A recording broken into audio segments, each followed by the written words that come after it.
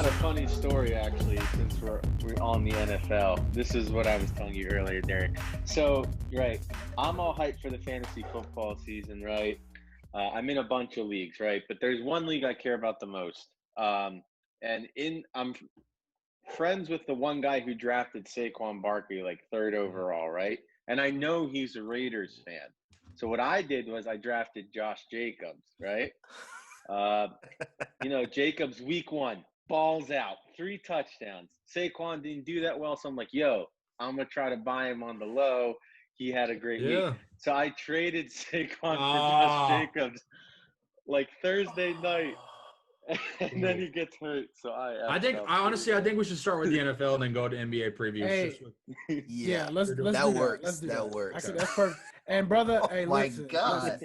Sam, I can relate to that because you know what? Let me tell you what was so funny. I got a funny story for you, right?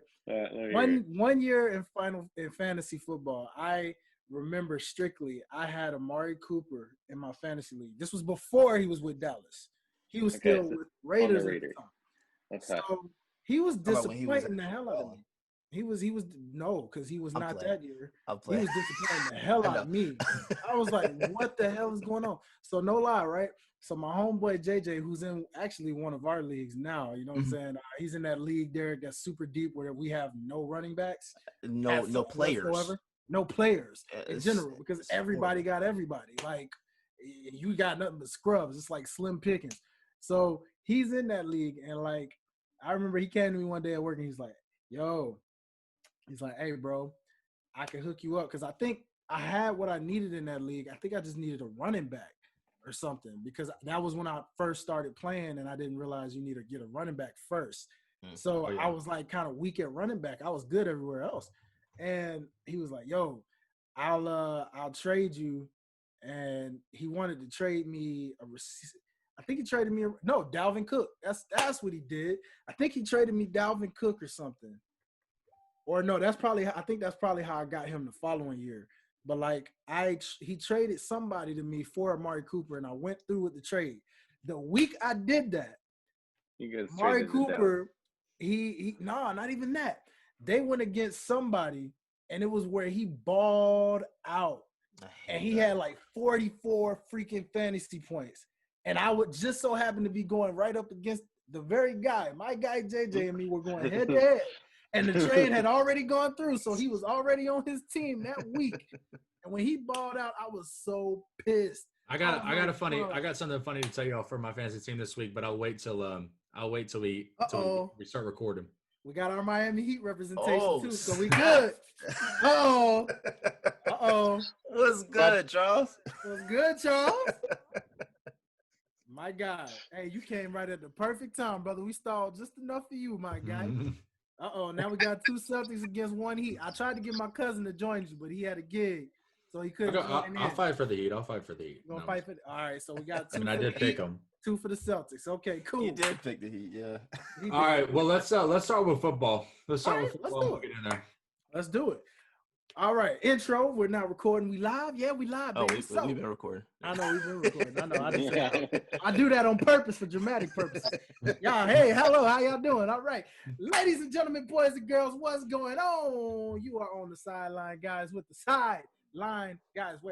You are on the sidelines with the sideline guys. Put that in the editing, baby. All good. What's happening? It's your boy, your favorite neighborhood mediator / host, your boy Dwayne. I'm in the building. Welcome to this really, really dope edition of Sideline, guys. We're going to talk a little bit of everything for y'all. A little NFL action, a little NBA playoffs, and you already know how it is. Give y'all some predictions, give y'all some thoughts on the week, all that good stuff, man. It's just great to have all this sports action back and in full effect. So let me go ahead and do my intros. You know what I mean? Y'all know how I do. You know what I mean? So, of course, we're going to start with the co-host of this very show because your boy is the mediator. So allow me to introduce, my man, of course.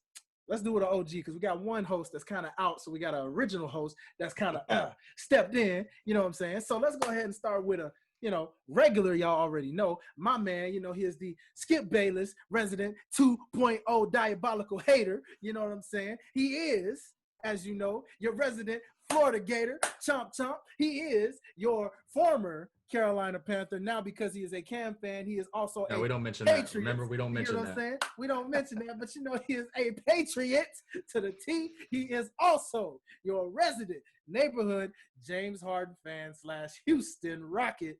That's man, right. Parker. We don't want to talk about that either. You know, what's going on? I'll say this. What a better time for football start. Cam's on the comeback.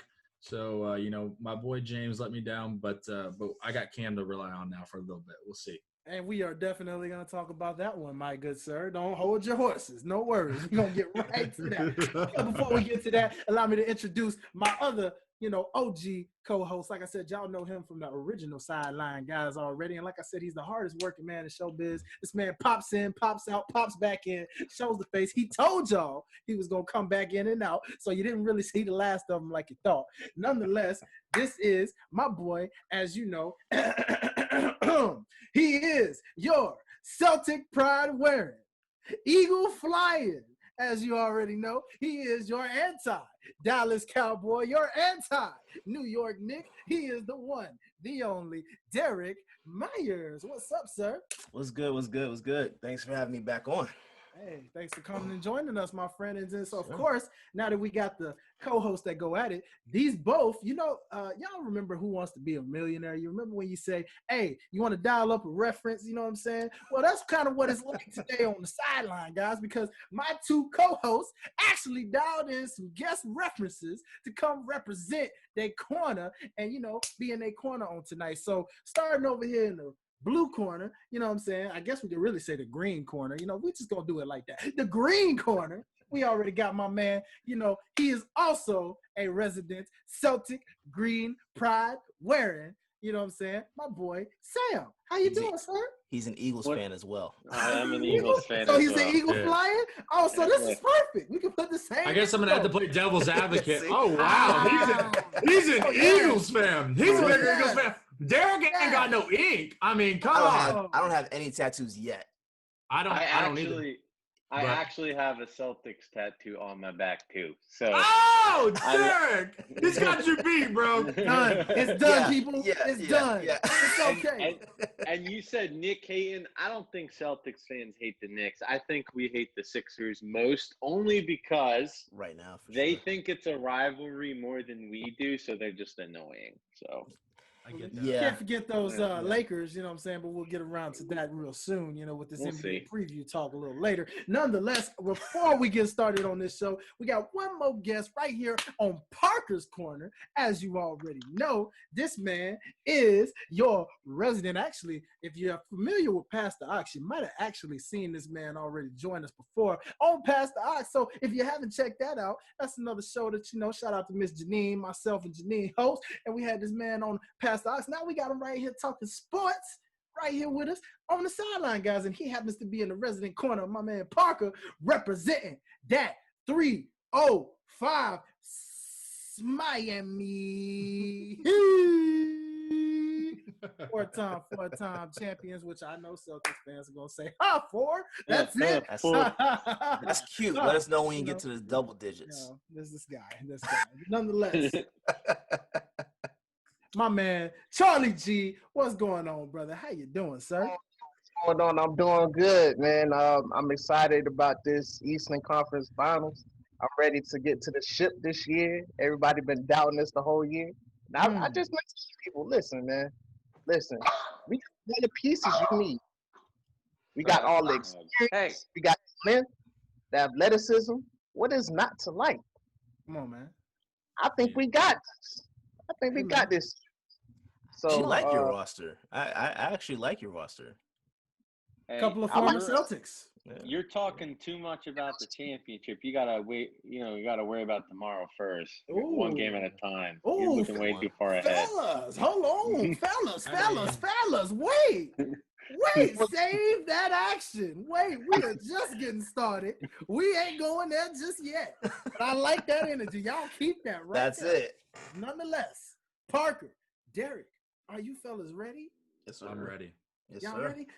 Sideline guys, sit back, relax, and we in full effect. Without further ado, this is the Sideline guys. And before we actually get started, make sure you're doing one or two things. Hey, if you're watching on YouTube, what's up? How you doing? Hey, welcome to the show. First and foremost, if you're a new viewer, go ahead and hit that subscribe button, hit that little notification bell so that anytime we drop awesome shows like this, Past the Ox, Life's a Botch, you know what I'm saying, Perennial Powerhouse Podcast, so many shows, Time Out, all kinds of shows that we have under the OTS brand. Make sure you are subscribing so that you are notified every single time we upload new content for your viewing pleasures. Oh, also shout out to my people on Apple Podcasts, Spotify, and all that good stuff out there. And now Amazon. Hey, how y'all doing? Because I know y'all taking over the world and everything. What's up? Make sure you guys are subscribing, hitting the follow button, and all that good stuff so you can keep updated on every bit of shows that we drop for y'all. You know what I'm saying? Every show. We got them everywhere for you, covering all kinds of topics. Now that that's out of the way, we are back on sports. And let's talk about this exciting week 2 of NFL season. Yeah. Man, fellas. Oh, my gosh. All right. What stood out most? I mean, Parker, we already know you want to talk about your guy. Because we saw that zip action, that shootout. Look, my boy went off. We came up short. I was a little hurt, but let me tell you, I will get into the Patriots a little bit more. But let me just say this. The Patriots, way better than everyone thought. They're going to be contenders, and y'all know it because guess what? It don't matter because Bill Belichick's on the sideline and Cam is back. But the thing that stood out to me this week was another week of just plague injuries. Absolutely insane. And we can talk about that a little bit more. But I have a crazy-ass story I have to tell y'all. All right.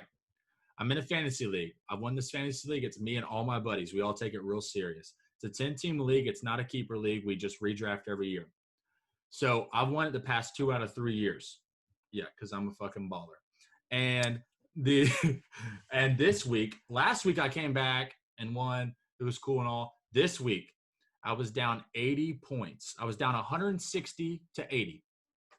I had my kicker, my defense, Cam Newton, and Alvin Kamara to play. Now, y'all know the kicker and defense ain't going to do shit for me. I had New England's defense who got me 4 points because they had a pick 6. And then I have Will Lutz, the Saints kicker, who got me 6. So I needed 71 points to win. Alvin Kamara, 38 points. Cam Newton, 34. Your boy won 161 to 160. What the fuck is up? 1 point to the death finish. Oh, dude. And the reason I won, losses. the reason I won, listen, this is even the craziest part about it. I don't know who watched the Monday Night Football game last night, but the Saints were going to lose. The Saints were down 10, and they were just like, fuck it, let's just start zipping it down the field. With 2 seconds left, down 10 on like the 50-yard line, so there's no way. Drew Brees throws a check down to Alvin Kamara. It's a PPR league. Throws a check down to Alvin Kamara. He zips it up like 15 yards. I'm like, shit, I might have tied. Like, I can't believe this man just threw it to Alvin Kamara. I was like, I think I might have tied because I was down like 158 to 160 at that point. Nope. I'll check my phone. My man got 3 points. I started fist pumping in the air, and we capped off the victory. What's up? And guess what? No injuries on my fantasy team either. No injuries on my fantasy team. You better knock on wood. Knock on wood. Knock on wood, man. That's a crazy honestly, season. I'm not sure if there's an actual record for this, but is this the record setting for how many significant injuries there's been in one day? Yeah. Not even just a week. Even in 2 weeks, but like, really a full 7 days. It's been freaking. I mean, you talk about the first 2 weeks. Some big names. Yeah. So, Yeah. And we got. I mean, and you can't even blame it on not having a preseason because chances are, if they had a preseason, you probably might have still seen some of this. Maybe. Yeah. Well, I mean, they didn't have OTAs. Go ahead, Charles. Yeah, but it happens all the time in the preseason. People get hurt for the rest of the season. So yeah. Yeah. I mean, I think it's. Go ahead. No, I was gonna say I don't know if anyone picked up on this, but Parker did say "we" when he was talking about the Patriots. So yeah, he's really no. Listen, my friends get. First of all, I have a friend of mine who, Derrick. I've been talking to Derrick. One of my buddies actually called all the bubble games for the WNBA. Actually, just is now a producer for CBS for college football.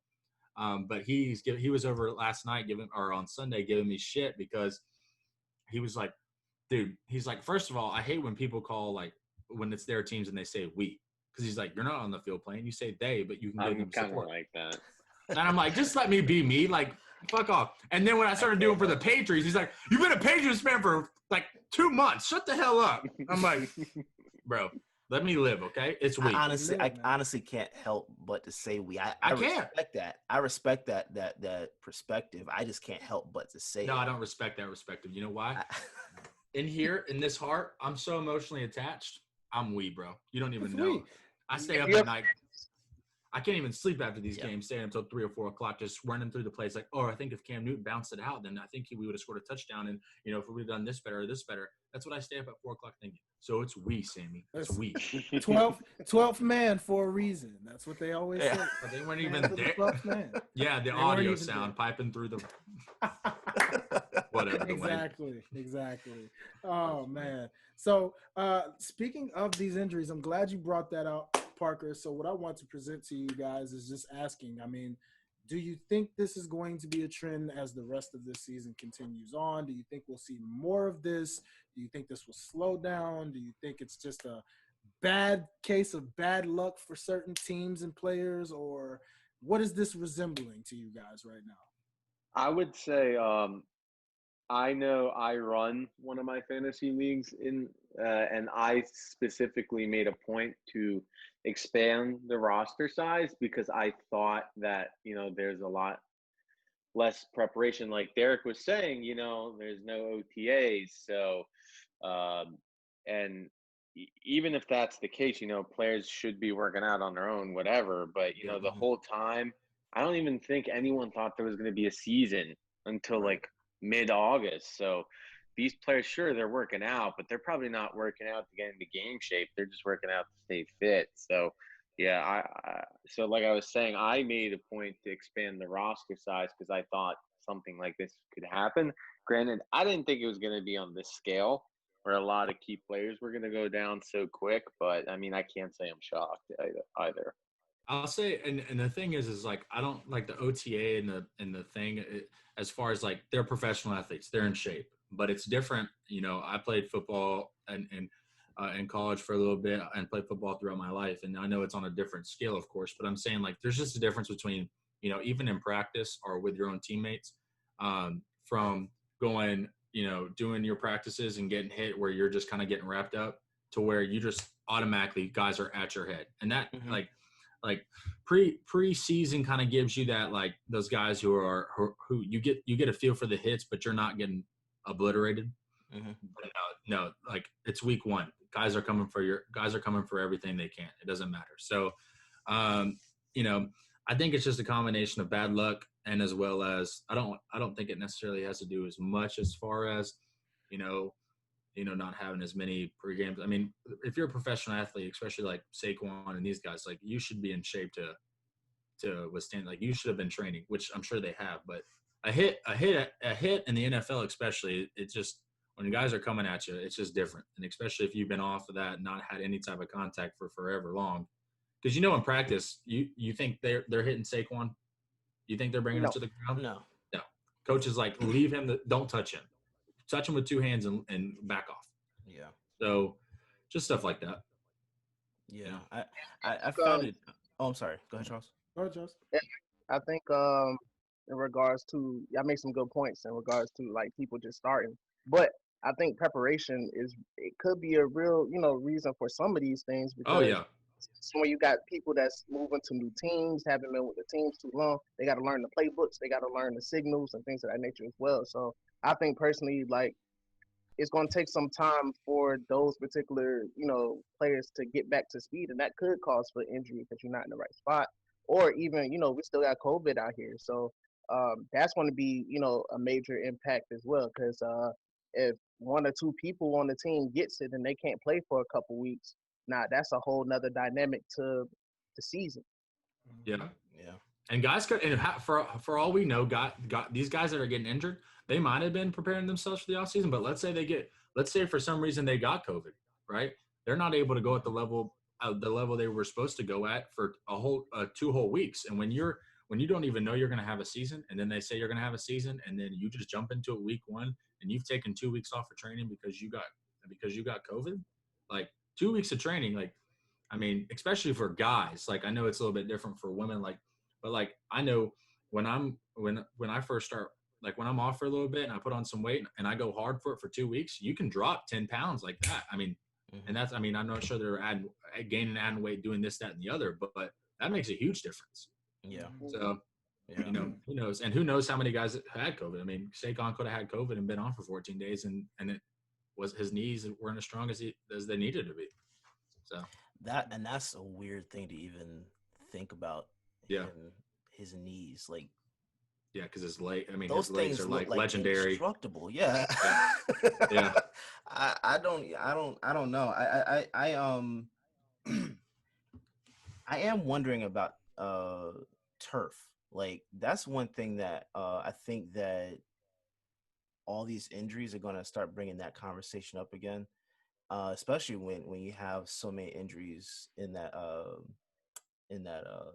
49ers Jets game. So Nick Bosa and Solomon Thomas both, I think they both tore their ACLs. I think there was another injury in that game as well. But for Solomon Thomas, yeah. But yeah, Garoppolo. Raheem Mostert, their running back, got hurt. Yeah.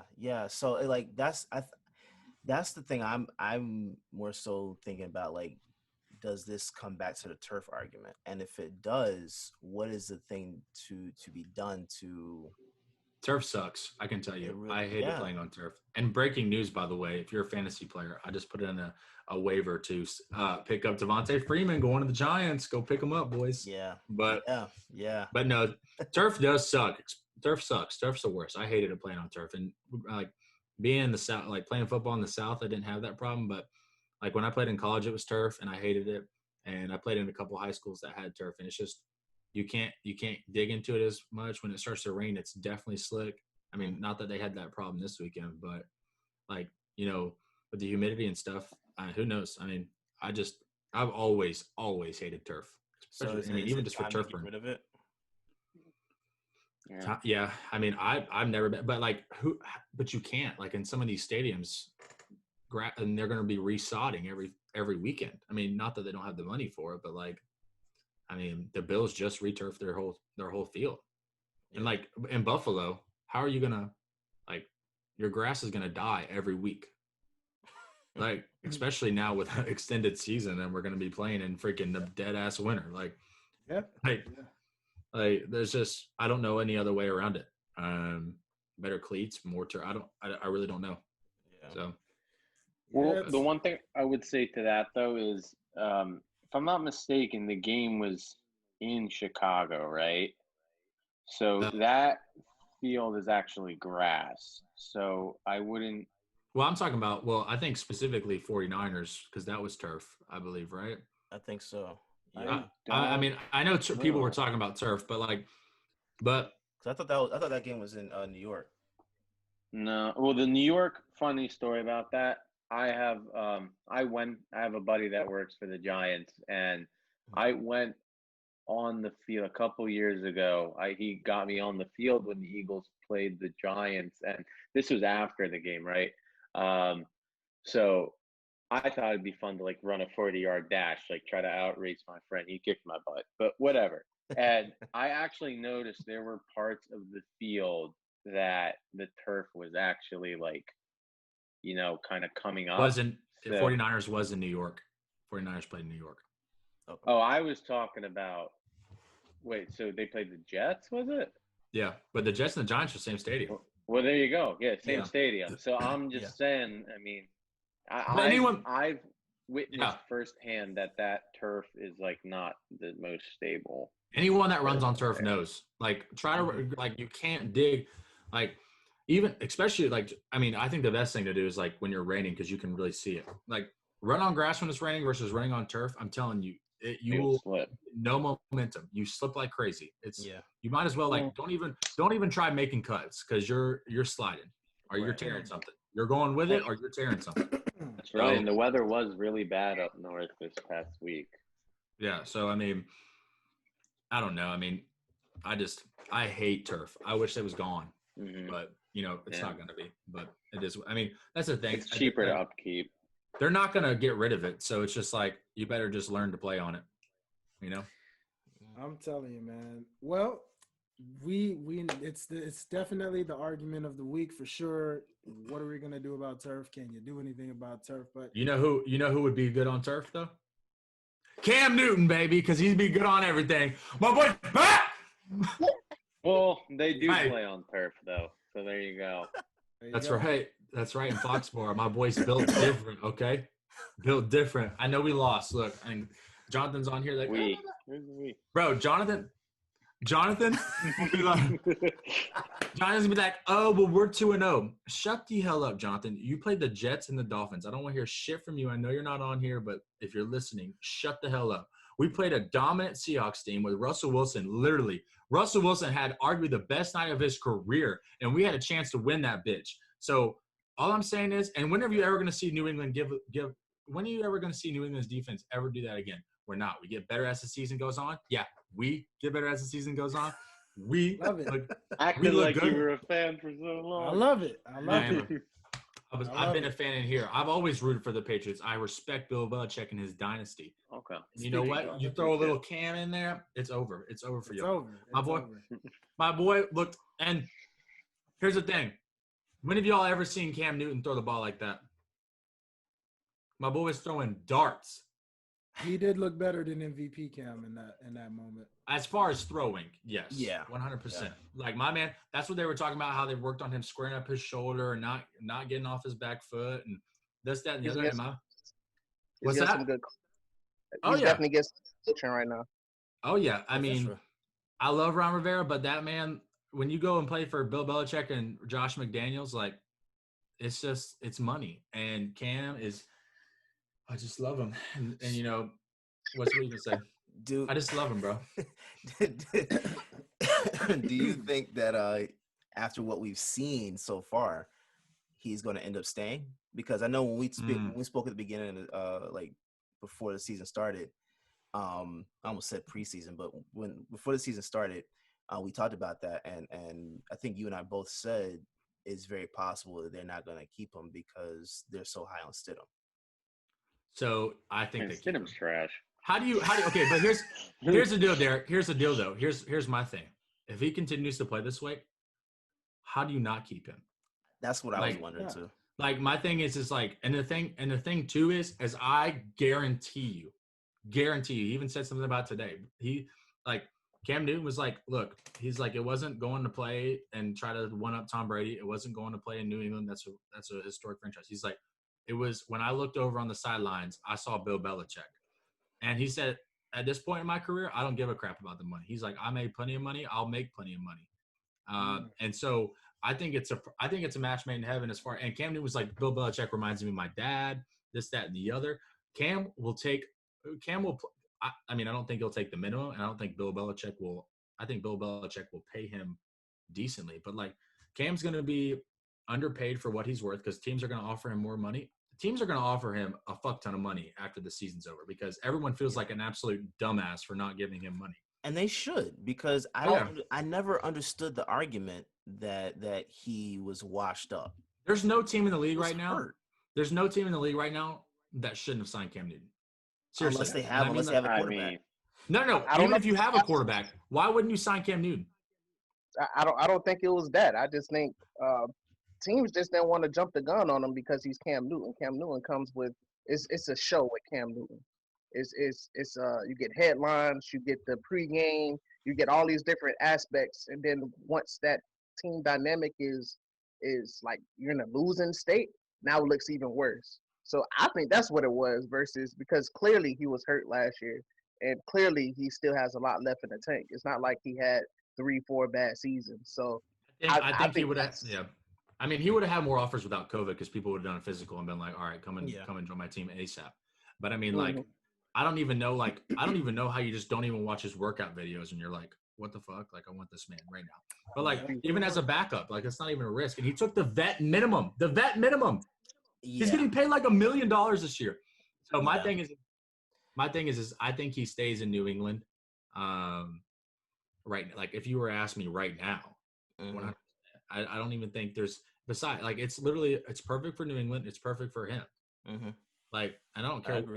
I don't care if Derrick Stidham's the next Tom Brady. Tom Brady never did this for New England. Right. So, I mean, Tom Brady did a lot. Don't get me wrong. I'm not saying Cam Newton's better than Tom Brady, but I'm saying he adds a different dynamic to the offense. I would tell you this.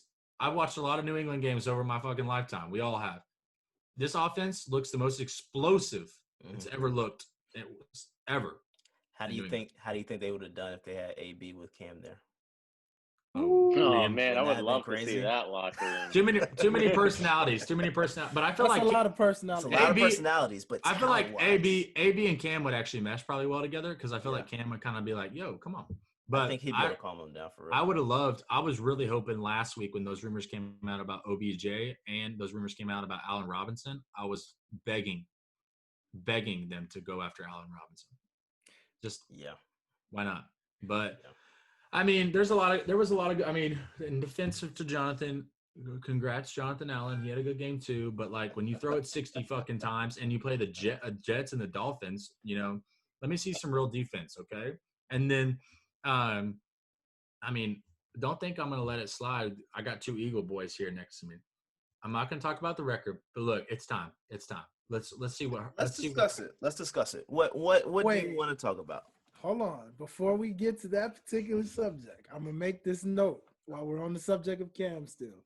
Cool. What's up? Just a quick list to let you know as what Parker was speaking about when you talk about veteran minimum. The current list of players are players that make more than Cam Newton at this very moment. Andy Dalton, Blaine Gabbert, Brett Huntley, Colt McCoy, Jeff Driscoll, Chase Daniel, Marcus Mariota, former Tennessee Titan, go figure. Case Keenum, AJ McCarron, Chad Henne, Matt Schaub, Matt Barkley, and you'll love this grand finale, Nathan Peterman, folks. Oh my fuck. Nathan Peterman makes more. Bro, I forgot he was even in the league. Half those guys haven't thrown a touchdown since college. Holy shit. Colt McCoy hadn't thrown since Texas, and freaking Matt Barkley. Are you shitting me? And Nathan Peterman, my God. I forgot Matt Schaub was still in the league. Yeah, me too. Blaine Gabbert. Blaine Gabbert. Wait, Sad reality. San Francisco? Matt Schaub. While we're still on this, I'm going to get very serious here. I know you want to talk about the Eagles. But another guy who just got signed, right, Blake Bortles. Now, I was shocked, right? I live Blake in Jacksonville. Bortles hadn't played. I don't even remember the last time he played. We're going to get serious here, right? How does Blake Bortles get, like, a workout and all that, and then Kaepernick, like, still can't get looked at? You know why? Because John Elway is a fucktard. Yeah. I mean, that O-line is so trash. You'd think you'd want that horse-looking motherfucker. I hate John Elway. John Elway doesn't want any Look, if John Elway didn't want Tim Tebow, he ain't gonna take Colin Kaepernick, okay? Because if he don't want my man praying on the sideline, do you think he's gonna want someone kneeling on the sideline? Sideline, guys, baby. You're only gonna get this right here on the sideline, guys. You never know. I'll say this. I don't think. I believe Kaepernick should have gotten a look, but like Parker said, that wasn't happening with John Elway. Elway's the wrong guy for that, and knows there's no way. But I guess Denver's too. It's the same thing. It's the same thing with Cam though. Cam brings is like because I thought Denver was gonna be. I thought Denver was definitely gonna go out to Cam. I really did. But I thought Chicago was. Chicago should have, but whatever. I mean, I do not care. I'm glad that he had to wait so long. It made my boy hungry. And he literally landed in the most perfect spot in just heaven of all heavens in Foxborough. That was a match made in heaven. But I just look, I mean, with Kaepernick, I mean, he's probably better than the Blaine Gabberts and this, that, and the other. It's just he hadn't played. I see both sides of the Kaepernick argument as far as like, I would have made the argument to sign Kaepernick 3 years ago and been like, what the fuck? Why is no one signing Kaepernick? But currently, right now, like, I just think with everything going on and no one's seen Kaepernick play in however long. I mean, it's all been a show, even the workouts. But I just think that if I'm a general manager of a team, I wouldn't sign Kaepernick just because only for this reason if you sign Kaepernick, right, he's going to be on your bench because I'm trying to think of the starting quarterbacks in the league, but like I can't make an argument that he would start over any quarterback in the league right now. I mean, I'm trying to think. Yeah, I mean, I guess. Who's the worst? Who would you say is the worst quarterback in the league right now? The Chargers. No, but or anybody that plays for the Jets. Tyrod Taylor. They have a rookie. Tyrod Taylor and Justin Herbert. Herbert. No, I'm saying before he got injured, their quarterback was Tyrod. You could say maybe Jacksonville, but I don't know. I think Gardner Minshew looks kind of nice. Minshew looks good, and they signed somebody in the. They have a. My point is this is like, I think regardless, sure. Well, now in Denver, but Denver had Drew Lock and Denver had Drew Lock, who I thought was going to be decent. And I forgot who that backup was. Maybe Washington. You could make an argument. Maybe. Yeah, but Washington had too much money tied up with I think it's Keenum, and then they had Haskins, which is their future. My point is like even when you look at like the teams who have a young quarterback, those teams have regardless separate from the Broncos because we know John Elway's shithead ain't gonna horse teeth looking ass ain't gonna sign Colin Kaepernick. But my point is that all these other young quarterbacks have these vets behind him. And, like, for example, do you really see Colin Kaepernick being that vet that comes in and starts taking a young quarterback under his wing? I think he's going to be – but the thing is with Colin – yes, I think Colin has the attitude for that. But does Colin have the time for that? There's going to be so much surrounding Colin that he wouldn't have – and so many distractions that he wouldn't be able to be that guy for a young guy. I mean, it would always be what I would say to that, though, is I think now is a better time than ever to sign him. I think but maybe a couple years ago it might have been like an iffy PR move, but I think now, like, it would be Who would amazing. sign him? But, like, that's my thing. Like, who would sign him? Honestly, like, I know this is a very touchy subject, but, like, it's okay, dude. If I'm Minnesota or – you know, where Minnesota, a lot of shit's going on, Minnesota or Green Bay, you know, where like these, you know. What's worse, though? What's worse to me, in my opinion, what's worse, Sammy? Signing Kaepernick as a PR stunt or not signing him at all? Honestly, look, I'm just saying if one of those teams out there signs him, I think now is a better time than ever. I think if anything, he's definitely more athletically gifted than a lot of these. He might not be as good as a quarterback, but he for sure is athletically gifted. So, and plus I know he comes with a lot of baggage and all, but I think now is a better time than ever to give him a shot. What were you going to say, Charles? Yeah, PR-wise, I think, you make a point, but how old is Kaepernick? Like 33, 34? And 31. He hasn't played in I think he's like 31 now. Yeah, 31 and 32. Same age as Russell Wilson and Cam Newton. Right. So if he's 32 and hasn't played in the league in 4 years now? Yep. That's a hard sell. Like this isn't just like, hey, like just plug and play. It's not like the NBA where you got, basketball vets that's playing overseas and China still getting that sweat in. And, they're still hooping, and it comes towards the end of the season. You just need that vet that can, just take you over the top. The NFL isn't built like that. This is something where, like, Michael Vick did it. Yeah. Yeah. But Michael Vick is different. That's a different talent. Like, Michael Vick was pretty much let's be real. Like, Mike Vick's on a different level than Colin Kaepernick. But he also admitted that he had to get himself in shape at that time because being locked away, he was out of shape. He admitted it.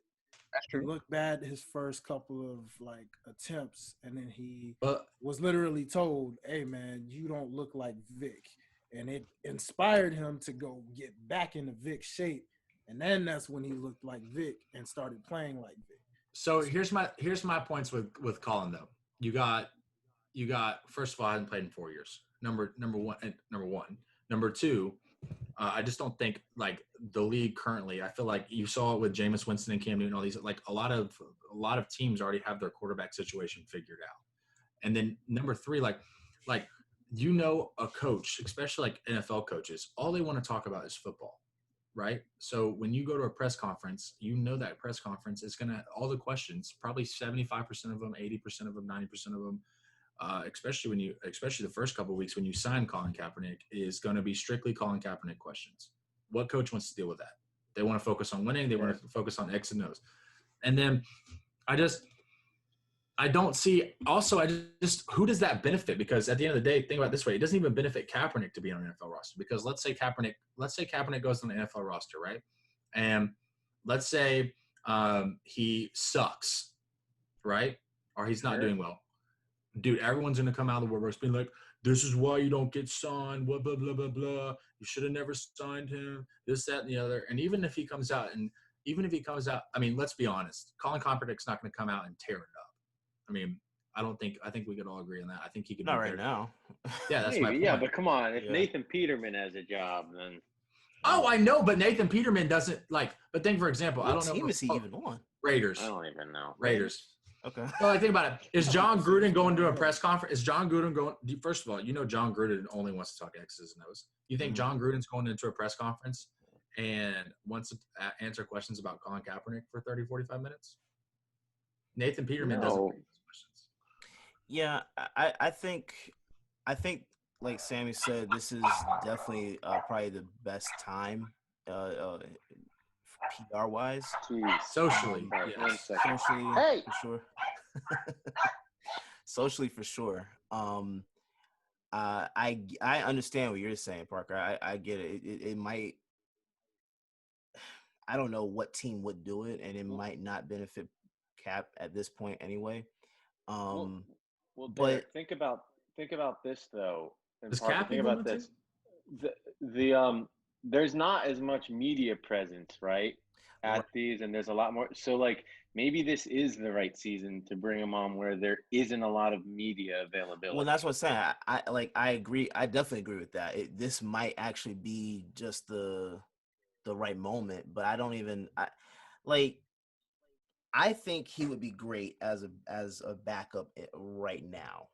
Like I think let him, get some reps in and stuff like that and see what he can do. I don't know. Even from a team's perspective, like you sign Kaepernick, right? You sign him, you sign him to a vet minimum, that's some money, right? Then you have, he's not going to be your starting quarterback most likely. Then you have, let's be real. I mean, it's the landscape of America. When you sign Colin Kaepernick, you will lose fans.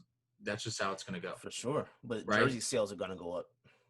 Yes. But it's like, that's what I'm saying. It balances on both sides. Like, I don't think it's a bad move at all. I just don't know. If you're a team like Denver would be it. Denver, that's the best spot right now.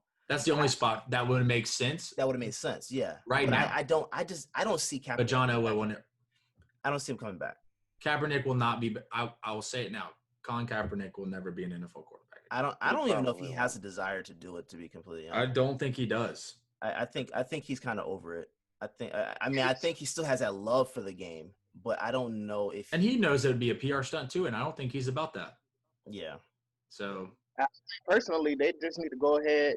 If they really want to reconcile with Colin Kaepernick, hire him to executive position within the NFL where he's able to talk about the things that he want to talk about. Let him be that face for whatever movement other thing, that is. They want to go that route. The other thing but the problem with that is, and if we're going to get deep, we can go into a little bit more NFL here. But the other thing, I listened to an interview with Bob Costas, which I thought was really, really well said, as far as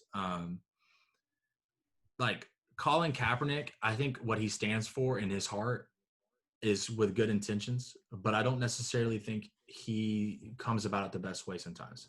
Like, for example, wearing the socks that has cops as pigs, wearing the Fidel Castro shirt.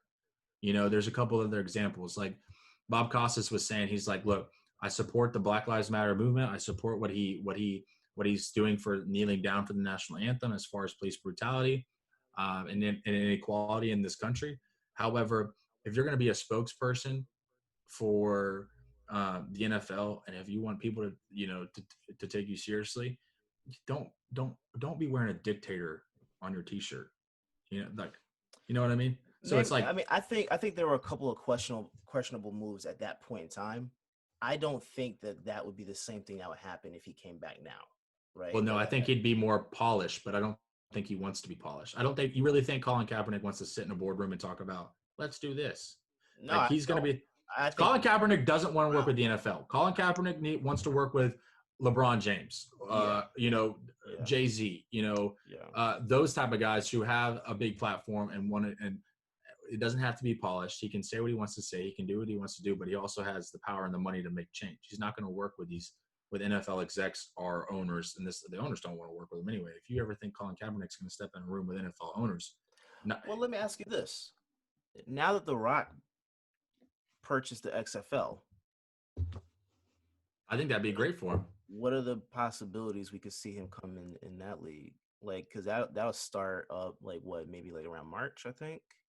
I think it would be great. I think that would be great, but I also feel like Colin Kaepernick's mentality is NFL or bust. But I also feel like he's like, I don't know. Colin's like, that's kind of the thing when I'm saying like Colin's like right movement, wrong spokesperson. Like, don't get me wrong, he's the one who started all this, and I'm not trying to take anything away from him. But like, I just think that in his head now, I don't think he's going to change how he goes about things. Nor should he. If that's Colin Kaepernick, that's what you believe, do your thing. But I just feel like he has a little bit of stubbornness to him, obviously. I mean, you have to have some stubbornness to you when you're going to kneel for the national anthem. But I just feel like for him, it's like, I deserve to play at the highest level. Whether or not he's willing to take those steps or if anyone's willing to give him chances is different. I think he could do I think if he goes with the XFL with The Rock, it's not playing. I think it's like some type of like. I think if he goes to the XFL, he would play. Do I think he has a talent and I think he would play well? Yes, but I don't think he wants to play in the XFL. I think he'd be like. I don't think he wants to play football at all, to be honest, because even with his last workout, the way that he handled that situation. That's what I'm saying. It's just. Well, you're talking about here in Atlanta, right? Yeah. I believe so. When he had his own workout, even though he was supposed to have a workout somewhere else, like you could have just called the week before, get those contract negotiations that you had, problems with beforehand, instead of just saying the day before the workout, oh, we're not gonna go there, but we're gonna have our own thing. Like I feel like and then on top of that, well, they wanted to control the narrative of it. Like I feel like they wouldn't allow him to bring his camera guys in. Reports did come out where it was kind of like I do think mostly to blame on the NFL, but I do feel like he didn't make it any easier on him. You know what I mean? Well, I mean, why should he? Because if he knows I'm going to have eyes on me and they're going to follow me wherever I go, I can go to a high school in Riverdale and everyone will still show up, which is exactly what happened. But no one showed up. None of the NFL teams went and showed up, though. That's my point. There were some of those executives, some of those. So that was PR. That was PR stunt. My point is like at that point. Well, it's all PR stunt at this point. Well, yeah, but back then when we thought there was a chance, my point is like if you're Colin, like work with him a little bit. I understand he shouldn't have. Or they didn't why even does give he him have the same type of contract as they did for other players? So that's why I'm not even mad at him for doing it. But what type of quarterback would have had that type of deal anyway? Where I mean, rightfully so. With everything that went on. But I'm saying like these NFL guys who are team owners, right? I'm in sales, so I see this all the time. When like I'm in real estate, so I have a buyer who has a big ego, and I have a seller who has a big ego, and that's like the worst combination ever. Right. Because to them, like $100 in the grand scheme of like a $500,000 home. Mm-hmm. Two guys with big egos don't even want to fucking lose $100. And it's like, if you guys like, I'll give the fucking $100. Like it's $100. Like just meet somewhere and get a deal done. Yeah. And your ego's not going to surpass an NFL owner's ego. Right. But I think the problem here is that the NFL might be saying the quote unquote right things. They don't necessarily want him back in the league, though.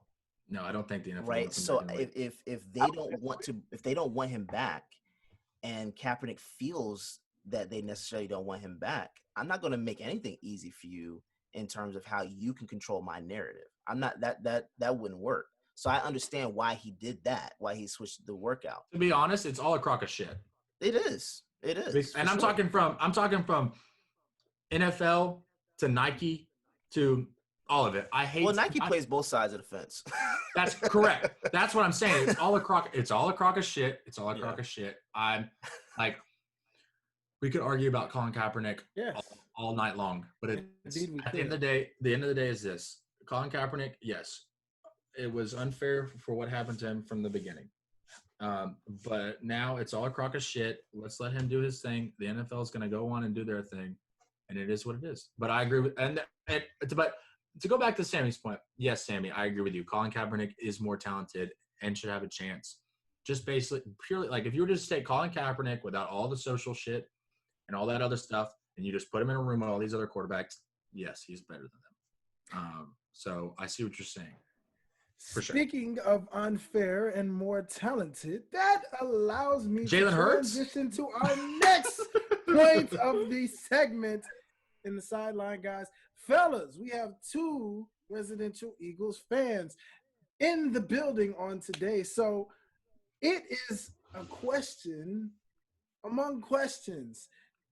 Sirs, fellow Eagles Nation, is there or isn't there a quarterback controversy going on in the works? No. There's not. There's not. There's not a No. Hold on. So funny story. I'm actually an Oklahoma fan too, so I watched all his games at Oklahoma. My dad he was the captain of the soccer team when he was there, so I naturally just grew up Oklahoma Boomer fan. Sooner. Yeah, but yeah, I knew Jalen Hurts was gonna be I was like all for it at first, but then like if you watch his games at Oklahoma, he was horrible at decision making. Like there would be the worst times that he would throw picks or turn the ball over. I mean, I don't know if you saw the Baylor game where they came back, like they were down 20-something points. Granted, he did come back. Sure, he has his moments, but he fumbled at the 1-yard line, threw some picks. I mean, like the dude just made so many bad decisions. And I remember texting Derrick. I don't know if you remember this, texting you that night. Like, bro, I was cussing my ass off when they picked him. I was like, yeah, I'm an Oklahoma fan, but dude, like, look, I don't get, like, they have so many other needs right now. And not to mention, like, look, I know how he won. He got us a championship, right? I know he got them a championship. But, like, the dude, I'm going to just say it, Howie's not good at drafting. He's not good at drafting. He's horrible. He's a great cap guy. He's not good at drafting. When you take J.J. Arcega-Whiteside over DK Metcalf, remind me of that. I mean, like, dude, everyone knew. Like, I don't even remember. I never even heard of J.J. The Rager pick might work out. The Rager pick might work out. We'll see. Oh, it will. He might, sure. He might work out. But, like, the J.J. pick, I'm like, dude, no one was I think talking we're all about scratching our J.J. heads on that. Here's my thing with Hurts. Okay, at this not point, that great. You're 0-2. He didn't even suit up week 1. I know, but that's my point. Why not? I'm not saying he has to be a starting quarterback. I'm not saying just go throw him in there and be a starter. Why not give him, number one, why not just at least integrate him in the offense and give him some touches? Number two, especially when your O-line isn't playing well and the run game's not where it needs to be. But why not, like, you see it in college all the time, and it works. Carson Wentz a drive, Jalen Hurts a drive. Carson Wentz a drive, Jalen Hurts a drive. No, that's so bad for getting in the groove. Thank you. But it's not. But no. I get the argument, but it's not though. It's not. Let me ask you this, Parker. Sure. I'm a Gator fan, and Dan Mullen does it, so you're not going to sway my opinion because Tim Tebow and Chris Leak won us a national championship, and Kyle Trask and Emory Jones look good. But it's NFL. I could continue. Sure. You pay Carson Wentz 150 million, Sami? It's not a lot. Somewhere around there. 130, 150, somewhere in there. You pay him. Yep. And you're going to tell me you're going to start, you're going to try and bring Hurts in? Let me ask you this. Bro, they paid Nick What? Foles $120 million, and they put Gardner Minshew in. That's not. No, we did. Oh, that's Jaguar. Jacksonville paid him. Bro, we didn't pay him 80. Duval's 1-1. Your Eagles are 0-2, brother. Yeah, this is the beginning of the season. Let me ask you something. What would Jalen Hurts do better than Carson Wentz right at this point? My point. Maybe run. That's literally it. And I'm about to bust it right in your face, and you're going to disagree with me. Listen, here's the thing. I'm coming with a hot take right now. Listen to me. Carson Wentz is a better quarterback. Watch me push up the glasses here. Right? Carson Wentz is a better quarterback. But you know what Jalen Hurts does better than Carson Wentz? What? Wins. That's what he does better than Carson Wentz. He played for amazing college football teams. No. You can't see over here, but there's a Super Bowl ring underneath that floating head. That's what that Nick Foles one? That's what Carson Wentz has because he led them to the Super Bowl, right? I thought that was Nick Foles. My bad. He led them to the position of having home field advantage and being able to take advantage of being able to have that and get to the Super Bowl. So that was Carson Wentz, and then Nick Foles came in, did the rest. It's like an alley-oop. You're gonna discredit. Okay, so here's my thing. So Carson Wentz, why don't you alley-oop to Jalen Hurts and let him take you to a Super Bowl? Okay, Listen, so hold up, Derrick. Let me say something. So you're saying, Parker, that he's a good winner and all that. So like I know because I've watched the Oklahoma games. It's not even about college. Anytime the game was close or anything like that, I remember specifically the Baylor game. I don't know if anyone saw that, but like when I forgot who. I think you got that one moment stuck in your head though, because I watched him at Alabama and he came in for Tua Tagovailoa and won him an SEC championship. But that's not what I'm getting. That's not what I'm getting at. What I'm getting at is when he was there and whenever the game was close, he would stand by himself, maybe with one of the trainers to like let him know what's going on, but he would have his back turned to the game. Bro, he would never be with his teammates whenever the game was close. You know why I can't take that? You know why I can't take that? I'm just saying. Listen. I agree with you, but this is the thing. Whenever the game was close, that one game that Oklahoma played last year, because Oklahoma plays in the Big 12 and that conference is ass and they blow everyone out by 40, that one game when they played Baylor. Not true. That's what I'm saying. They had a lot of close games. Big 12 is booty hole. But listen, here's the deal. My point is this: if you're the Eagles, you have nothing to lose. Just sprinkle a little Hurts in there.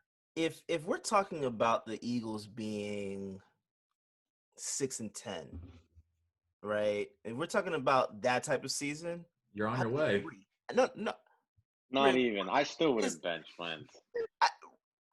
I would agree if we were closer to like the tail end of the season with 3 games to go and there was no shot of the playoffs. I would agree. Go ahead and see what Hurts can do. And then, we build on next season. We are 0-2. Okay? I mean, not now. I'm not saying start him. The Eagles could very well win the next few games. And they play win the division. So let's say the Eagles win the next 3 to 4 games. And then we're too. And it is. But let's say the Eagles win the next 3 to 4 games, and you're talking about 4-2, 5-2, right? Something like that. Everyone's quiet. Everyone's quiet. Oh, Carson Wentz, he might be MVP candidate. Literally, this last game. Bro, are you on crack? No. I know people who have been, but I'm not. I believe. Patrick Chung was for you, Patriots. Yeah. I think that was before my time. Before you were a Patriots fan. Right? Okay. Yeah, before the Patriots. Yeah, I think that if it's the beginning of the season, still, right? I think what we're seeing is Carson Wentz is making a couple of bad decisions. Yeah. Doug Peterson is not calling the right plays. And Jim Schwartz is really not calling the right plays. I think, and we're seeing all of this happen at one time. So defense is playing great week 1. They're playing horrible week 2. Offense is playing horrible week 1. They're playing great week 2. And then you have an interception, which basically, that alters the game. So I think what we're talking about, we're making a big deal out of stuff that on their own, if it was like, let's just say it was just Doug Peterson making bad calls, and Wentz was out there still making great decisions and stuff like that. Defense is playing lights out. You might question one or two players, but you're like, you know what? They're still a great team. I think Lane Johnson coming back this week was a huge boost. Miles Sanders coming back this week was a huge boost. Carson Wentz will be fine. The Eagles will be fine. I still believe they win the division. Derrick, look, here's the deal. I do think that I think the Cowboys. Well, I don't know because the Cowboys are getting. Cowboys are trash. Cowboys are the Eagles been playing trash. And Washington is trash. That division's trash. That Go ahead, division's Charles. King of trash. Go ahead, Charles. Go ahead. No, I think this is another case of it may be another case of the lack of preparation. Like people have to learn the plays. You have to learn your new players because every single team is different, and even with injuries and rotation lineup from week to week, it's a different team. So I'll say give it a couple more games. I'm not mad at the sprinkling a little, Jalen Hurts for some wildcat plays. If you just need to, switch something up, get the running game going, things of that nature, because he could throw as well since he's a running quarterback. I'm not mad at that, but yeah, give Carson a little bit more time, just a little bit. No, I'm not sitting here talking about Blake Bortles. We're not sitting here talking about Blaine Gabbert. We're not sitting here talking about guys that are horrible quarterbacks. We're not talking about guys that should not be in these positions. We're talking about Carson Wentz, who is arguably a top 5 quarterback in this league. I don't care what anyone says. He is arguably a top 5 quarterback in this league. Dak Prescott over. I don't know about that, man. Even I'm real. I could name 5 quarterbacks. You can make an argument for him being a top 5 quarterback. Look at what he did last year. Look at what he did last year when all he had was Greg Ward, right? And I'll give him that. I'm trying to think about top 5 quarterback. Come on, man. I could name top 5. Let me ask you this, Derrick. Over him. Mm-hmm. Top 10, sure. No, I know you're going to say no. I know you're going to say no. Who would you rather have as your starting quarterback right now? Cam Newton or Carson Wentz? Carson Wentz. Going with Carson Wentz. Okay. Easy. I mean, Russell Wilson or Carson? Oh, Russell Wilson. Oh, okay. Russell Wilson. No. I can tell you 5 quarterbacks that are better than Carson Wentz right now. That's easy money. It better not be Cam Newton. Aaron Rodgers. Well, right now? I don't know. Drew Brees. Right now? Drew Brees, yeah. I'd take Drew Brees. Russell Wilson. Wilson. Yeah. Let me think about some of these quarterbacks. Patrick Mahomes. Oh, Mahomes, sure. Lamar Jackson. Who else we got in this league? Not Cam Newton. Don't say that. Right now, yeah. No. If you're talking about based off the first 2 weeks of the season. No. I'm talking about just I'm just talking about you come into the season, rank your quarterback.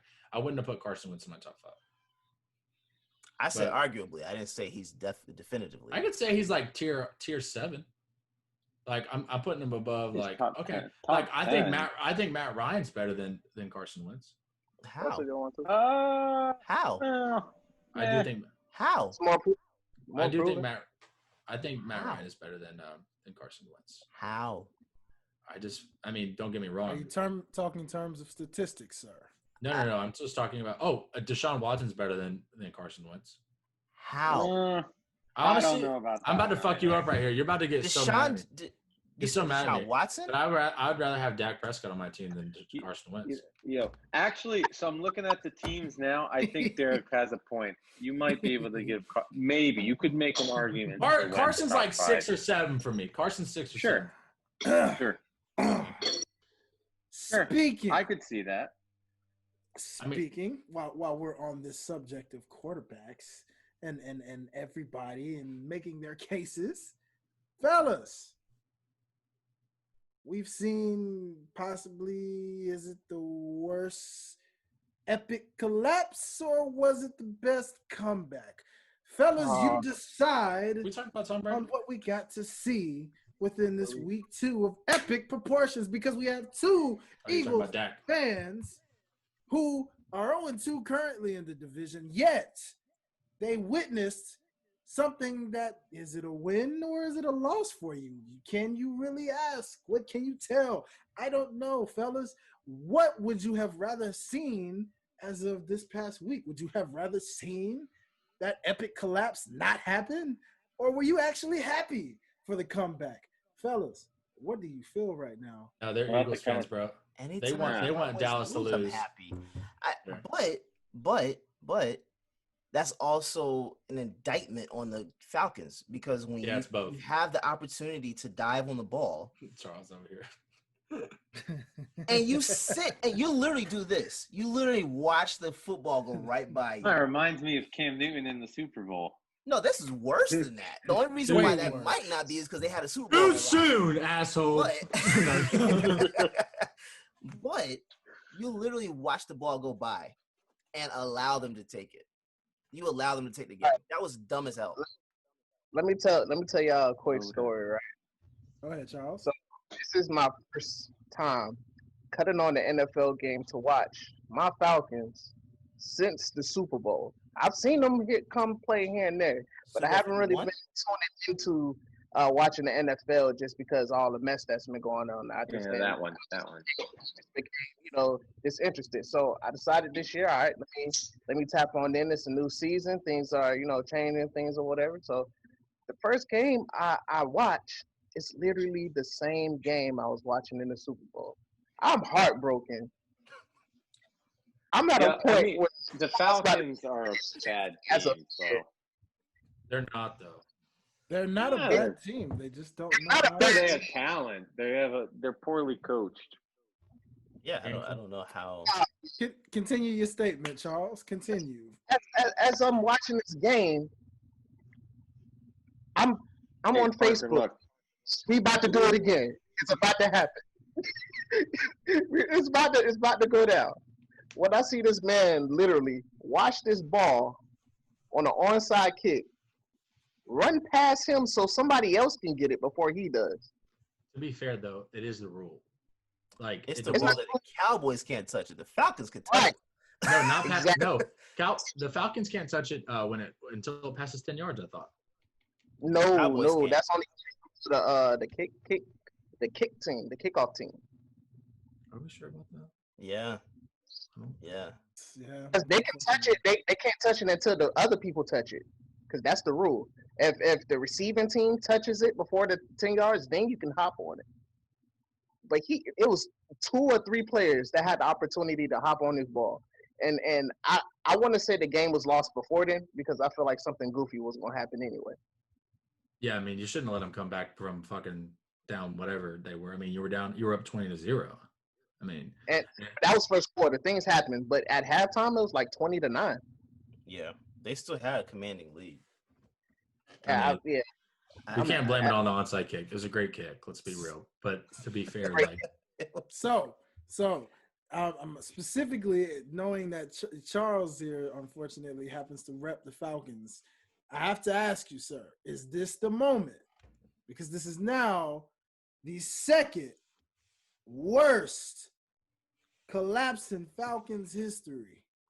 No. Right behind, I said second worst, being the first. So, given that they're on history for the wrong reasons twice now, under the same coach, is it now time to put Dan Quinn on the hot seat? Oh, yeah. He was going to get DQ'd. I think so, but the bigger thing is it's like it just seemed like it's a revolving door. It's like Atlanta curse. And it's like the same thing. I'm not sure what the answer is. I don't know if it's a coaching problem. I don't know if it's a culture, like a whole, like within the organization. Something isn't right in that State of Georgia, y'all blow it. Yeah, I think we have talent. We have more than enough talent to compete, and we underperform like every year since that season. So, yeah, I was actually in Boston during that Super Bowl. It was to see Paul Pierce's game when he was on the Clippers, like last game in Boston. So it was the same weekend. It was a great sports weekend for Boston fans. And dude, I was right there, man. That was crazy. I literally witnessed millions of people flood the streets after that. You should have driven through Atlanta after that Super Bowl. Right. Let me tell you something, man. I have never driven from Turner Field to North Atlanta within 5 to 8 minutes in my life. I've never gotten that fast between those places that fast. Never. It was desolate. Yo, but like for people who aren't Atlanta fans, because I know me and Derrick live in Dwayne. You're in Georgia, right? Yes, that is correct. So like me, Dwayne, Charles, where are you at? I'm all over. So I'm Okay. in Maryland. I'm military. So yeah. Okay, thank you for your service. My three boys are from Atlanta. My whole Twitter feed is like UJ football fans and Atlanta Falcon fans, and when them boys lose, it's the funniest shit to get on Twitter. I'm like so excited. I'm like, let's go. Let me see what we got. Let me see all these memes. Like, I just fucking love it. I think it's hilarious. But like, if I was a Falcons fan or Georgia fan, like, I would have jumped off the bridge by now. Like, physically. Like, I'm originally from Miami, so everything else that I rep is Miami. Everything else. Falcons is the only team that is out of state, but I also used to live in Atlanta too, so whatever. Well, I guess because the Dolphins stink too. Exactly. I might as well rep the whole team at this point. It's the same heartbreak. Here's a good question. Yeah, true. Is 28-3 in a comeback worse than 0-16 though? No, I'd rather go 0-16. At least you get a good pick. Yeah, at least you get first round. You don't get anything 28-3 except disappointment. I tried. Dwayne, here's a good segue to basketball if you want. Yep. Parker, I'm actually I only do this for the trolling. I'm actually part of a fan club on Facebook for the Sixers, and I only go on there just to see them when they lose. It was great. It was great after the 4-0 sweep. Oh my God, it was great to see all these people complain. They deserved it. Here's a segue. Here's a segue to basketball though. Falcons, Charles, both teams. Falcons are up 2-0. Miami Heat up 2-0. Do they blow it? Do they blow it? Oh snap! We're not. Okay, so let me tell you something. We can go ahead and say it, but let me tell you something about Miami Heat. We're not supposed to be Eastern Conference Finals according to nobody, right? I mean, I had them as my dark horse. By the way, Charles, you love me. Derrick and me, when we came out here when the bubble started, and we talked about, I said my dark horse, and Derrick agreed, Miami Heat, bro. So, but not the vast majority. Right, but even as a dark horse, it's still almost like a long shot. It's like if anybody can do it, it might be them. It might be them. But even then, we're in the Eastern Conference Finals. We only lost 2 games the whole playoffs. So whatever happens where we end up losing a series in 7 games, I'm not mad. That's not a disappointment at all. Mm-mm. We showed up, we played hard, and I feel like we are not the team that's going to just lay down, because that's what I've seen the whole season. So what I would say to that is, I think the Celtics easily could be up 3-0. I think more so that instead of the Heat winning 2 games, I think the Celtics lost 2 games. I mean, they were up big in the third quarter in all of their games, and they almost let all the games go. So, I mean, that's why I know I text Derrick all the time throughout the games. Mainly we're complaining about the refs. but like, the thing is, the common sentiment that we have is we're not that worried, because we know they're going to, we have this feeling, we know they're going to be up pretty big. It's just a matter of if they're going to let that lead go. I mean, they've been up big each game by almost 20 points, and they've almost lost each game. So, I mean, yeah, I say out of all the series, this is the one series where we haven't showed dominance at all. This is the first time where we stole the first 2 games. I'm not going to be, that fan. We literally stole those first 2 games, and we almost could have stole the 3rd game. It was really close. Yeah, I know. It was a 4-point game with a few seconds left. I think personally it's really because, Boston has a thing where since they have some new pieces on the team this year, the people who you think is supposed to be the man, how that team should be constructed, it's like, okay, like it should be Kimba, but Kimba hasn't really been living up to his expectation because his lack of experience, maybe. But then you got Jason Tatum, which is playing pretty well, but he's not um, taking over in regards to what a superstar will be in the playoffs. So I think that's where we kind of, can come in and weasel in and stole those first two games because of that. Yeah, I don't know.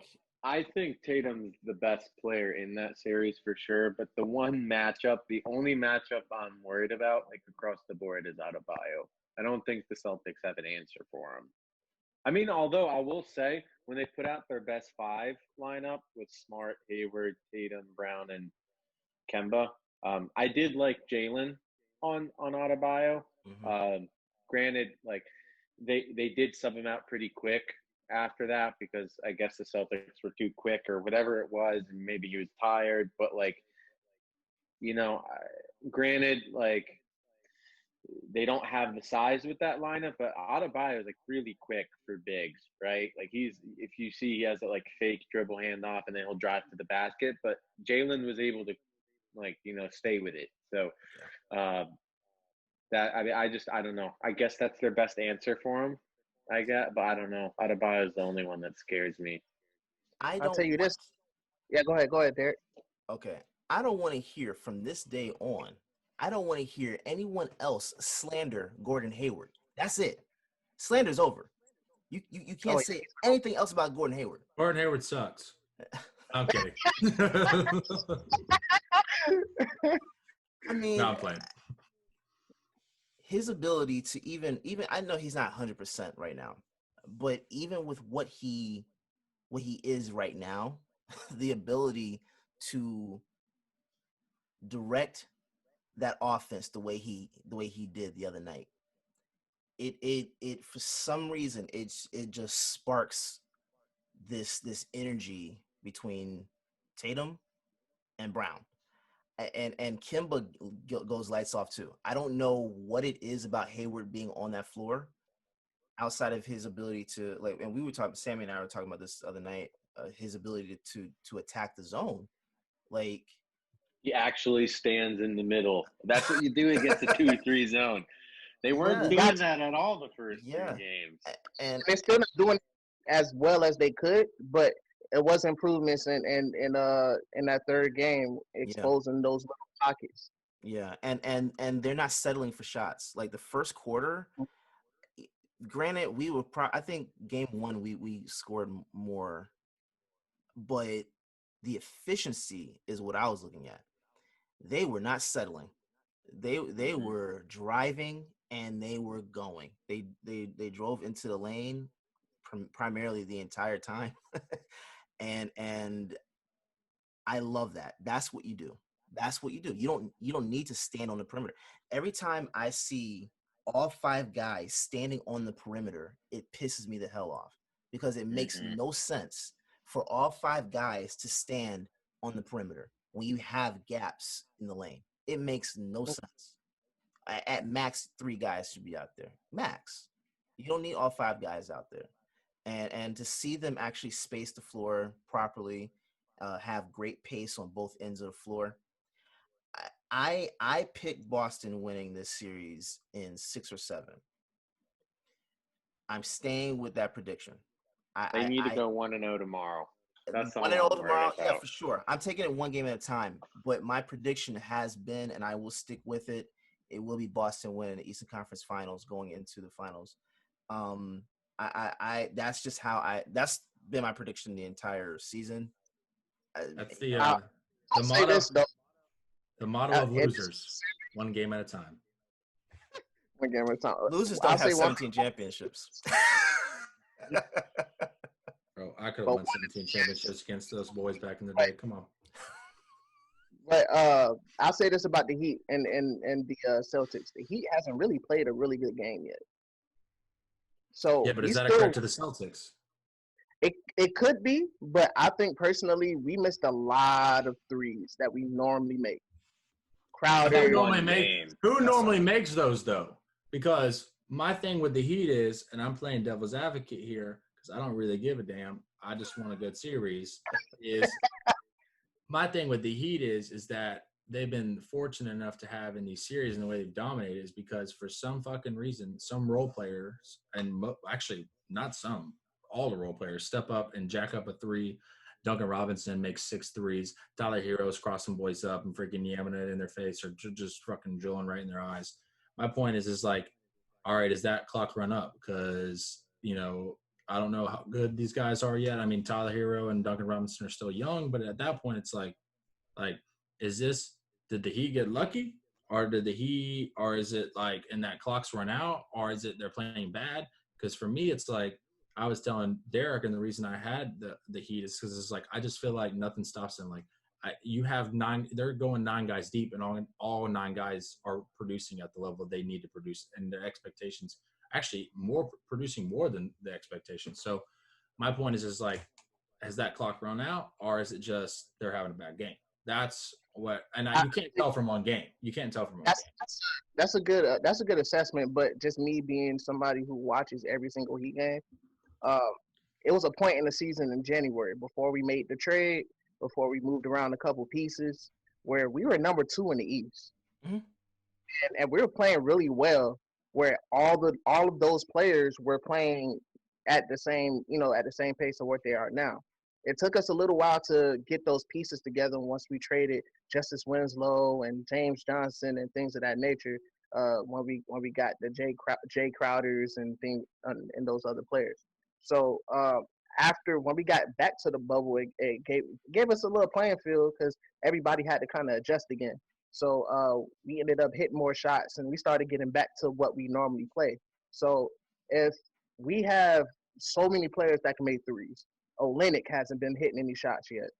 Tyler Hero has been making shots. It's been pockets where Duncan Robinson is actually the best 3-pointer in the league. Yeah, in this season. Well, it's because Steph didn't play, and it's a shorter season. Or Clay. But when we're talking about this season, he has been literally like the best 3-point shooter, and he's the most lethal because he can make it from anywhere. You don't need to set him up. He's pretty solid. So once we have all of those players connecting like they normally do, then it's going to be a whole different thing for Boston. Like, how do they adjust? Because there's a lot of open shots that we aren't making right now. I find it very hilarious, and this is not against you, Charles, but whenever I was talking about Olynyk, I got slammed. I can't believe I'm hearing. He was picked before Giannis. I know. No. I get that. I don't even want to discuss that. I'm talking about when I was discussing how Olynyk could space the floor and everything like that. I got slammed with that so many times. Now I'm hearing in the Eastern Conference Finals, I'm hearing commentators and other people talk about Olynyk like he's Duncan, Tim Duncan or someone. Like it's very weird. It's very weird to hear it, man. It's just I love Olynyk. But I think when playing against him. Say again. I said we hated Olynyk. We were playing against him. Yeah, I know. Yeah, I know. Olynyk really hasn't been playing much this, or he hasn't been doing well this series. I think the Celtics are doing a good job at exposing him. Because the one thing, if there is one really good thing the Celtics do, granted, like Duncan Robinson, I mean, he is what he is, right? I mean, you were right. Duncan Robinson's the best shooter right now. Definitely in this series. He's definitely the best shooter left in the playoffs. But what the Celtics do well is switching, right? Yeah. And Olynyk's not necessarily quick coming off screens, so I think the Celtics have been able to kind of neutralize him. Plus, Brad Stevens knows his style of play, and he's a genius. And he knows Jay Crowder's as well. Best coach in the league. I don't want to hear it. Nick Nurse, he's a crybaby. Let me see the shirt. Let me see the shirt. Hold on. See, now, one thing is for sure. Speaking of best coaches and coaches in the league, let's just give a round of applause for the witnessing of coaching wits within this series alone. Yes. And the fact that it is tipped for tat, wit Yes. for wit, amongst two of the best coaches in the NBA. That being said, They're my favorite coaches in the league right now. Exactly. I mean, I think both of them are better coaches than Nick Nurse. for I sure. love Nick Nurse. Hands down. Nick Nurse is a great, man. crybaby. I don't want to Oh, hear hands him down. such a And crybaby. Hands I down, love and Nick Nurse. I'm tired of his antics on the sidelines. Right. If we're going to continue to talk about some other guys, Nick Nurse standing on the side like he was, and I forget which game was, like game 5 or 6. It was 6 when Tatum turned the ball over. Yeah, that should be illegal. But Charles, I want to ask you this real quick though: was Butler hurt, or what was the reason why he was sitting on the bench toward the end of the game? Well, I think personally, so far as what I know, he's not hurt. But I think personally, Eric Spoelstra just have a coaching style where he looks for certain matchups. Right. So for whatever type of matchups he felt like they probably would key in on Jimmy, which with the type of, I don't know, because it was kind of questionable. Because I think Dragic should have closed out the game and he should have had more minutes towards the end as well. So I think personally he just seen something in regards to matchups, and he was just trying to adjust for what he had on the court. Okay. Well, what I think happened was they knew it was like a 4 or 5 point game, so they knew they needed to hit a 3. Jimmy Butler is probably, besides Adebayo, he's probably the worst shooter in the starting lineup. So and Hero was on that game, right? That dude was balling. So and so was Duncan Robinson. So I think that's what it was. I think they just knew they needed to hit a couple threes. I think that's why he went out. He was, propped up to, get back in the game as soon as possible. But we were down a few, so yeah, we needed a couple buckets for sure. So yeah, he's literally in the regular season. Jimmy Butler is the worst 3-point shooter in the league in the season. In the playoffs, he's been shooting a lot better though. Yeah. So. Yeah. Well, all right. So, fellas, real quick as we wrap this thing up, what I must ask both opposing sides of this very great argument of this series is, regardless of what happens within the outcome of this series of either one of these Eastern Conference teams, do either one of you guys stand a chance against those LA Lakers, given the fact that we're assuming it's pretty much the Lakers at this point going on the Western end? So regardless of which one of you guys win, do either of you stand a chance against the Lakers? I do think the Celtics, out of the 2 games they played during the regular season, the Celtics kicked their ass in Boston. The game in LA, they were winning for most of the game, and they barely lost. So I do think the Celtics. Yeah, but this is postseason, LeBron. Sure, I'm sure. I know what you're saying. I agree with you, by the way. I think the Heat. I think the Heat will win the series, but I think Boston has a better chance for LA. I don't want to look too far ahead into that, like what could happen. I really am just so focused on tomorrow's game. Give me your ballsy take, Sammy. I think the Celtics win tomorrow.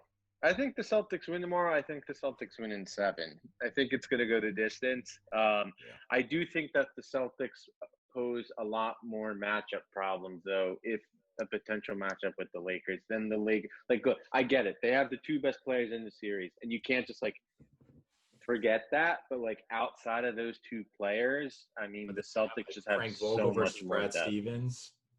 That's true. That's not even. I think the Celtics could win the finals. It's right there, man. If they can get there, I think they could win. I hope so. I think in regards to the Celtics, their weakness is the big men. They don't have as much size, so I think regards Robert to Williams plays a significant amount of time in that. Yeah, and Anthony Davis isn't the type of player to kind of bully his way in the paint, though. He's more of a face-up guy. So LeBron is, though. You still got Dwight Howard. You still got JaVale McGee. Yeah, if you're gonna, I'm not. Look, man, I'm. If they get their buckets, it is what it is. Yeah. But you can't help it. They could run a lineup with Rondo, Cools, Bron. They play small ball like they did with the Rockets. Yeah, and our small ball. Sure. I know. I think it Just would be good. That's what I'm do saying. what the Celtics Yeah. do best. If they're gonna put that lineup out there, okay. Kuzma can't really guard anyone, so it's That's true. you're gonna have if they put their best 5 lineup out there at some point, like someone's gonna have to run around trying to guard Tatum or Brown or Kemba or Hayward I or will say, Smart. like I know he Yeah. gets hyped up, but like first of all, Rondo is a great Sure. defender. Also, believe it or not, Solid. Caruso is a good defender. Like whether you want to Okay. give, He's like, good. He's good. So I mean, Not I better think than this- what we have though. not better than what you like as far as Tatum and stuff. Wanamaker, Kimba. No. Well, I know. Wanamaker's underrated at the He's know very that. underrated. Oh, I mean, you're gonna see. I mean, I don't know. I mean, like I said, I think the Celtics have a better chance than he just purely just by matchups, and I do think that Brad Stevens, when you have him versus a Frank Vogel, I mean, anything can happen. Lopsided. I just think that the Lakers would steamroll the Heat. I just don't think they have a fighting chance. Charlie, I don't know. go ahead and make your case. Make your case because you are a realistic fan. Yeah, I'm a He really ain't no Freddie. So in regards to us versus the Lakers killed us in the regular season. And it's because of they have LeBron and AD. I don't know if we have the star power because that's what you kind of need in those big stages to really compete. We do have a lot of talent. We're very scrappy. We will defend. We will play hard. So anybody that plays against us is going to have their hands full, especially if we're making all our shots. For sure. I just think personally, we don't match up as well with the Lakers versus like Denver. If it's Denver, we if we happen to play them, then I think we win it all. The Lakers, it's LeBron as well in the finals. I don't think LeBron is going to allow certain things to happen in these playoffs right now because he hasn't even really turned it up really yet. He's just been playing well. Okay. Well, listen, that is a great case, and unfortunately, we would love to keep this thing and this conversation rolling. However, ladies and gentlemen, all good things do come to an end, and this is definitely our ending point of the Sideline, guys, for this evening. So really, really, really quickly, I would like to go right around the room and say, fellas, tell the people where they can find you on all your social platforms. I barely use Twitter. So really the only social platforms I guess I have is like Instagram. So it's my last name, Hameid, the number 4, and Sami. It's the only social media I use really. Okay. Charles. Hey, and I'm gonna say something. Charles, go ahead, brother. I'm gonna be back hopefully next week. So we'll talk about the series if it's going on. You're not invited. No, I'm just kidding. Most definitely, you're welcome anytime, sure. Sam. Anytime, absolutely. Charles, go ahead. Tell the people where they can find you, good sir. Yeah, so if anybody needs any help in regards to growing their business, growing their brands, I'm what you call a brand A&R. I grow brands from starting point up to where you want to get to. You can follow me on Produced by Pat on Instagram. You can also follow me on Twitter, Produced by Pack TV, and that's spelled PRODBYPACK.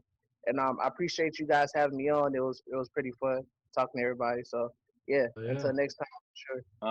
All right, yo. I do gotta go. Thank you guys. Parker, before we go ahead, my friend. Bro. Tell the people where to find you as always, my friend. I mean, it's very simple. My name at Parker Gailey, ParkerGailey. And then now that the college football season's back, I know it's been back, but it ain't back till the SEC's back. So check me out on Perennial Powerhouse Podcast. We start back up this week. So weekly episodes. Super excited for that. Yes, and I'm on Twitter, Instagram, Facebook. Check me out. I'd like to talk my occasional shit on the OTS group. of course.